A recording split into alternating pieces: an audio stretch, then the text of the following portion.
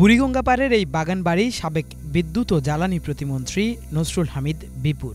স্থানীয়রা বলছেন, ছুটির দিনে এখানে এসে রাতভর আমোদ ফুর্তি করতেন এই আওয়ামী লীগ নেতা। ঈদগাহের জমিতে গড়ে তোলা এই বাগানবাড়ির মূল ফটকেই রয়েছে মসজিদ। আমোদ ফুর্তিতে ব্যাঘাত এড়াতে ওই মসজিদও সরাতে তিনি মরিয়া ছিলেন বলে অভিযোগ এলাকাবাসীর।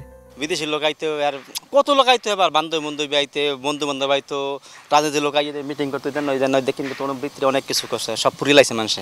যখন লোকজন আসে তখন মসজিদের এখানে উনি সাউন্ড করে, গান করে, তো মসজিদে নামাজের সমস্যা হয়, তো উনি চাইছিল যে মসজিদে দখল করে আরেক জায়গায় মসজিদটা করে দিব, তো পরে আর পারে নাই আর কি। উনি এখানে বাগান বাড়ি বানিয়ে রাখছে, নিজের সপ্তাহে একদিন করতে আসতো, বা অন্য সময় রাত্রে বন্ধু বান্ধব আড্ডা মারতো, নিজের বিলাসিতার জন্য বানাইছে। জোরপূর্বক একটা কিছু নিয়ে সব এগুলো আত্মসাৎ করে নিজে প্রজেক্ট বানিয়ে নিছে, নিজে প্রজেক্ট বানায় নিজের মন করা সব কিছু করতেছিল এখানে আর অন্য জায়গায়। তখন এই মসজিদ ভাঙ্গার নির্দেশ দিয়েছিল, পরে দেখা উপরে থেকে নোটিশ আসছে, নোটিশ অনুযায়ী দেখেন এটা লিগেলভাবে অফকাকিত আছে, এটা ভাঙ্গার কোনো ইখতিয়ার নাই। ঢাকা এবং দেশের বাইরে তো আছেই, শুধু নিজ নির্বাচনী এলাকা কেরানীগঞ্জের কোন্ডা ইউনিয়নেই পাওয়া গেছে তার এমন অন্তত 5টি আলিশান বাড়ি এবং একটি খামারের সন্ধান। যদিও শেখ হাসিনা পালানোর পর সবকটি বাড়িতেই ভাঙচুর চালিয়ে জ্বালিয়ে দিয়েছে স্থানীয় জনতা। স্থানীয়দের ভাষ্যমতে আমার পেছনের এই লেক এবং তার আশপাশে বাউন্ডারির ভিতরে প্রায় 60 থেকে 70 একর জায়গা রয়েছে, যেটি এতদিন ভোগ দখল করেছেন নসরুল হামিদ বিপু। এখানে তিনি একটি অ্যাগ্রো ফার্ম গড়ে তুলেছেন, যেখানে ছিল গরু, হাঁস, মুরগি, ছাগল সব কিছুরই খামার। তবে শেখ হাসিনা সরকারের পতনের পর স্থানীয় বেশ কিছু মানুষ এসে দাবি করছেন এই জায়গাগুলো তাদের, এবং তারা এখন এখানে সাইনবোর্ড লাগিয়ে দিচ্ছেন নিজ নিজ নামে। কোন্ডা ইউনিয়নের দক্ষিণ পানগাঁও খেয়াঘাট ঘেঁষা উঁচু দেয়ালে ঘেরা এই ফার্ম হাউস, যার এক প্রান্ত থেকে অন্য প্রান্ত দেখা যায় না। মাছে ভরা লেক, ঘোরার জন্য আছে নৌকাও, ছিল সব ধরনের গবাদি পশু, এমনকি হরিণেরও খামার। যদিও 5 আগস্ট গেট ভেঙে সবই লুট করে নিয়ে গেছে জনতা।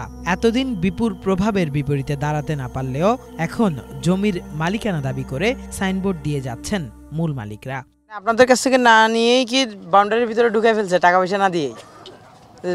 তো ভাই এরা আর কি কমরে, আপনারা দেখতেছেন, আমরা কি বলবো, নো কমেন্টস।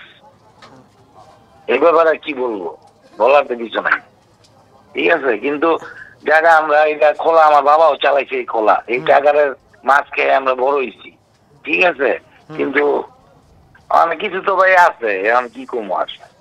এখানে ছিল হাঁস ছিল, মুরগি ছিল, গরু ছিল, মাছ ছিল, এরপরে ভেড়া ছিল, এরপরে অনেক কিছু ছিল, সবজি আসল, ফল ফাকরি আসল।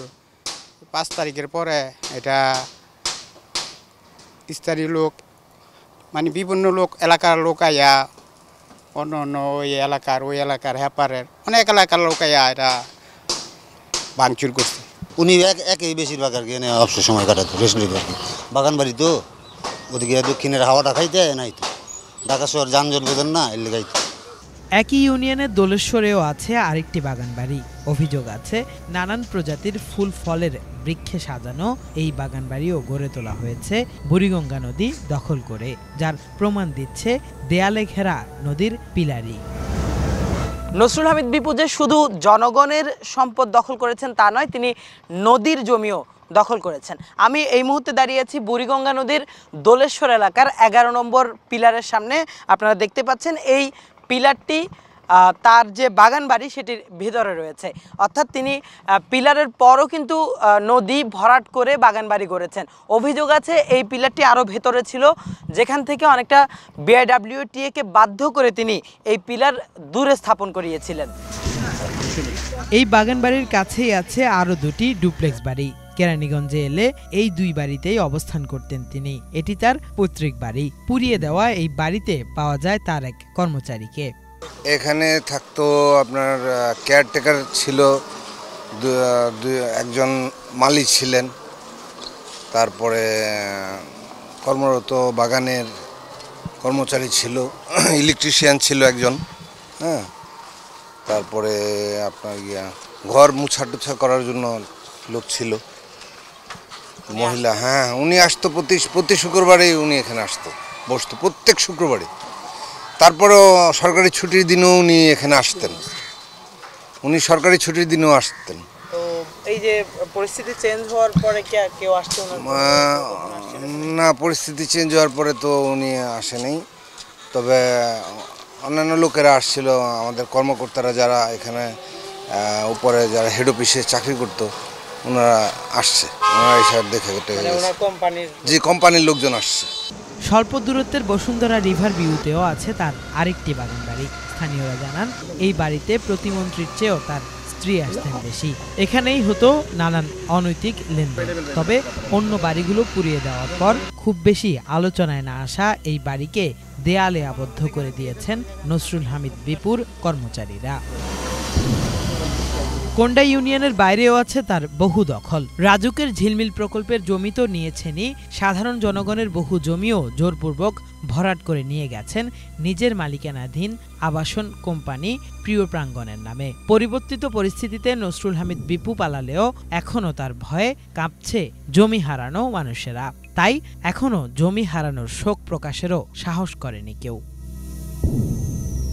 কিফায়াত শাকিল, বাংলা ভিশন, কেরানীগঞ্জ।